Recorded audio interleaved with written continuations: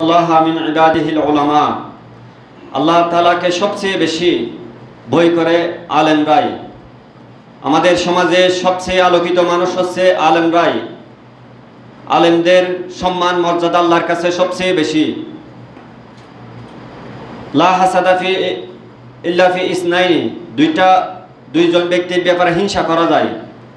রাজুলুন আতাহুল্লাহুল কোরআন, যাকে আল্লাহ তাআলা কোরআন দিয়েছেন, সে কোরআন শিক্ষা দেওয়ার জন্য জীবনকে কি করে, ব্যয় করে। আর একজন ব্যক্তি হচ্ছে রাজুলুন আতাহুল্লাহু আল মালা, আল্লাহ তাআলা যাকে সম্পদ দিয়েছেন সেগুলো ফাসাল্লাতু আলা হালাকাতিহি, সেগুলো আল্লাহর রাস্তায় ফি সাবিলিল্লাহ, আল্লাহর রাস্তায় কি করে, দান করে।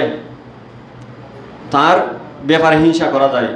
প্রিয় উলামায়ে কেরাম, আমাদের এই মাদ্রাসায় যতগুলো মসজিদ আছে, প্রায় 40টা মসজিদ আছে। মসজিদের ইমাম, খতিব এবং মুয়াজ্জিনরা হচ্ছেন যে কি আল্লাহর কাছে সবচেয়ে, আমি মনে করি আল্লাহর দিকে যারা ডাকেন, যারা এই সমাজে আলো ছড়াচ্ছেন, নূর আর ইলমু নূর, যে নূর বিতরণ করতেছেন, আপনারা নিঃসন্দেহে আল্লাহর কাছে সম্মানিত। সেজন্য আজকে যুবনের পক্ষ থেকে আপনাদেরকে সম্মানিত করার জন্যই ডাকা হয়েছে আমি মনে করি। প্রিয় উলামায়ে কেরাম, আজকে আমাদের ইসলামী তাহজিব তামাদ্দুনকে বিভিন্নভাবে ধ্বংস করার জন্য বিভিন্নভাবে চক্রান্ত চলতেছে। সেজন্য আজকে যদি দেখি আমরা সমগ্র বাংলাদেশে আমরা আলেমরা মসজিদের মধ্যেই সীমাবদ্ধ থাকি, এটা আমাদের জন্য অত্যন্ত দুর্ভাগ্যের বিষয়। আমাদেরকে সমাজ নিয়ে ভাবতে হবে। আজকে আমরা দেখতে পাচ্ছি সংসদ থেকে শুরু করে, ঢাকা বিশ্ববিদ্যালয় থেকে শুরু করে বিভিন্ন উপর লেভেলে বাতিলের দজ্জাজারে জাহেলিয়াত, অন্ধকার, জুলমাত ছয়লাভ করছে, কিন্তু আমরা আলো ছড়াচ্ছি মসজিদের মধ্যে।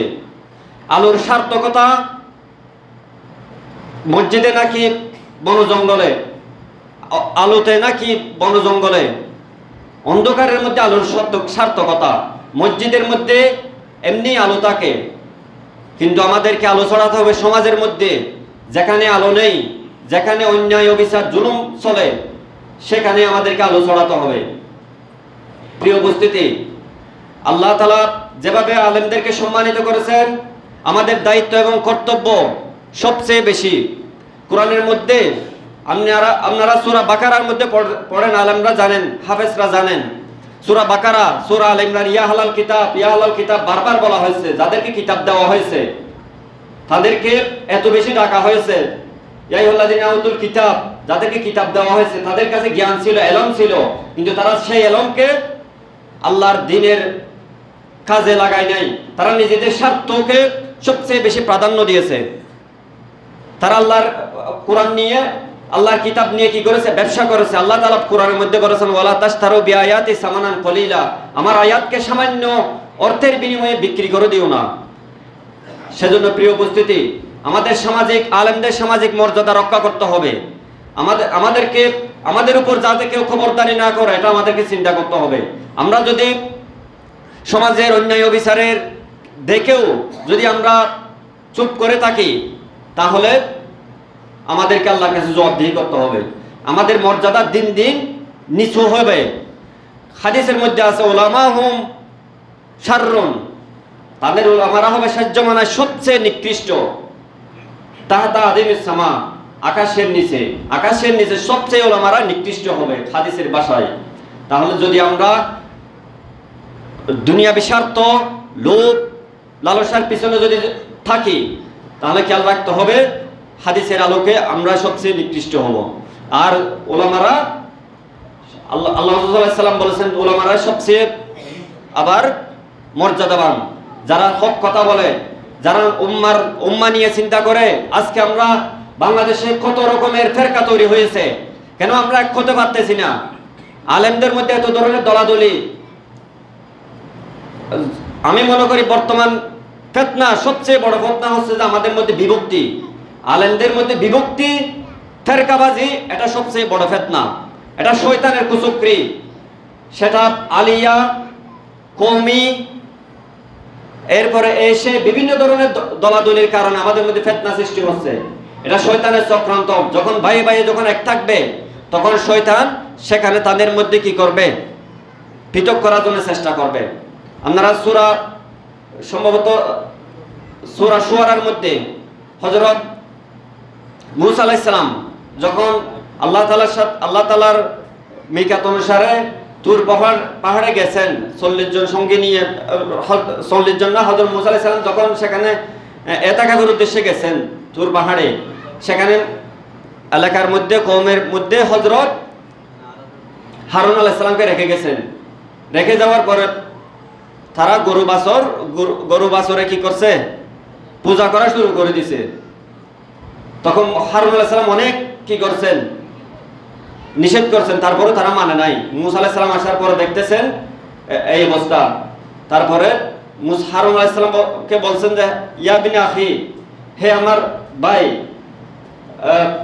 ইয়া বিনি উম্মি, হে আমার ভাই, তোমার কি হয়েছে? তো এখানে এভাবে শিরক চলতেছে, গরু বাছর শুরু হয়েছে, গরু বাছরের পূজা শুরু হয়েছে, তোমার কি, তুমি এখানে নিষেধ করো না কেন? বলে আমি অনেক নিষেধ করছি। তা আপনি এসে এটা বলবেন যে আনফাররাকতা বাইনা বানি ইসরাইল, বনি ইসরাইলের মধ্যে তুমি কি করেছো, বিভেদ সৃষ্টি করেছো, এটা বলবেন। এজন্য আমি বেশি কি করে নাই, উদ্গ্রীব হই নাই। শিরক করা এটা বড় অপরাধ, কিন্তু হারুন আলাইহিস সালাম আশঙ্কা করছেন যে বনি ইসরাইলের মধ্যে অনেক ভাগ হয়ে যাবে, মুমিনদের মধ্যে হয়ে যেতে পারে, তারা না বুঝে করছে।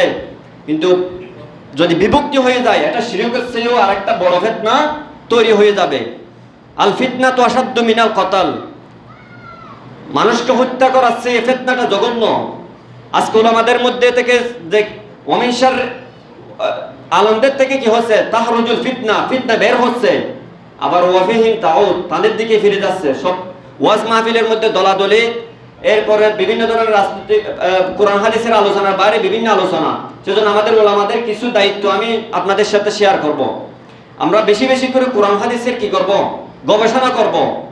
অনেক দেখা যায় যে আমরা অনেক কোরআন পারি, দাওয়াতের ক্ষেত্রে বিভিন্ন ক্ষেত্রে আমরা কোরআন অধ্যয়ন করি, কিন্তু ওয়াজের ক্ষেত্রে একজন মানুষকে নসিহত করার ক্ষেত্রে একটা আয়াত, দুইটা আয়াত হাদিস বলতে পারি না।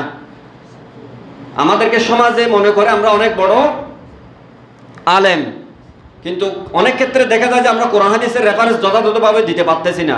সেজন্য আপনাদের প্রতি অনুরোধ থাকবে, আপনারা এটা আমি সহ সবার প্রতি একটু গবেষণা করে কয়েকটা আয়াত, কিছু হাদিস যদি আমরা মুখস্থ করি এবং মানুষের সামনে পেশ করি, আলেম হিসাবে আমরা যোগ্যতার পরিচয় দেব। এজন্য বেশি বেশি কোরআন হাদিস পড়ে মানুষের কাছে কি করেন, শেয়ার করেন, আপনাদের দায়িত্ব সবচেয়ে বেশি। এরপরে হচ্ছে যে সমাজের মধ্যে যত ধরনের ফিতনা তৈরি হবে সেগুলো যাতে আপনারাও কি করেন, ফিতনাগুলোতে সমাজের মানুষের সাথে মিশে সবার সাথে সমাধানের জন্য কি করবেন, সমাধানের জন্য আপনারাও একটু এগিয়ে আসবেন। এরপরে দ্বীন ইসলাম কায়েমের জন্য, সমাজে প্রতিষ্ঠা করার জন্য আপনাদেরকে এগিয়ে আসতে হবে। আনাকিমুদ্দিন, আল্লাহ তাআলা এই দ্বীনকে প্রতিষ্ঠা করাকে কি করেছেন, ফরজ করেছেন। এই আল্লাহ তাআলা বলেছেন ওয়াল্লাযী আরসালা রাসূলাহু বিল হুদা ওয়া দীনিল হক লিইয়ুযহিরাহু আলাদ দীনি কুল্লিহি ওয়ালাউ কারিহাল মুশরিকুন। আল্লাহ তাআলা রাসূল সাল্লাল্লাহু আলাইহি ওয়াসাল্লামকে প্রেরণ করেছেন বিল হুদা, হেদায়েত সহকারে, ওয়া দীনিল হক, সত্য দিন সহকারে, লিইয়ুযহিরাহু আলাদ দীনি কুল্লিহি, অন্যান্য আদিয়ানা বাতিল আছে, যা কিছু আছে সবগুলোর উপর বিজয়ী করার জন্য। আজকে যদি সংসদে ইসলাম প্রতিষ্ঠা থাকতো, আপনাদের মর্যাদা সবচেয়ে বেশি থাকতো, আপনাদেরকে সমাজে নেতৃত্ব দিতে হতো আপনাদেরকেই, আপনাদের বেতন থাকতো সবচেয়ে বেশি মসজিদে, কারণ সম্মানিত একটা পেশা পেতেন আপনারা যদি ইসলাম প্রতিষ্ঠা থাকতো। আপনার এখন আলেমরা বেতন পাচ্ছে কত, খতিবরা আলেম কি বলে যে ইমাম মুয়াজ্জিনরা 5,000 10,000, কিন্তু ইসলাম যদি প্রতিষ্ঠা থাকতো আপনারা প্রথম শ্রেণীর সরকারি চাকরিজীবী হতেন, আপনাদের হাদিয়াটা বাড়তো। সেজন্য আমরা ইসলামকে রাষ্ট্রীয়ভাবে প্রতিষ্ঠা করার জন্য, আলেমদের মর্যাদাকে বুলন্দ করার জন্য যদি আমরা দিন একামতে দিনের কাজ করতে পারি, তাহলে আমরা সম্মানিত হব। একদিন ইনশাল্লাহ এই সমাজে, এই রাষ্ট্রে সকল ধরনের অন্যায় অবিচার দূর হবে, সবাই আমরা ভাই ভাই হয়ে যাব, এবং সুন্দর একটি সমাজে পরিণত হবে। সেজন্য এই দিন ইসলাম কায়েমের জন্য আপনাদের সবাইকে এগিয়ে আসার উদাত্ত আহ্বান জানিয়ে আমি আমার সংক্ষিপ্ত বক্তব্য এখানে শেষ করছি। আসসালামু আলাইকুম ওয়া রাহমাতুল্লাহ।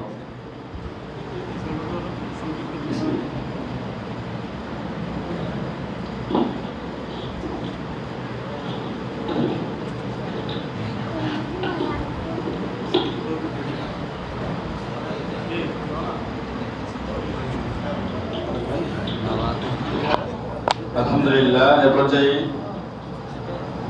পর্যায়ে আপনাদের সামনে আলোচনা নিয়ে আসছেন মাদ্রাসা বাংলাদেশ জামাত ইসলাম মাদ্রাসা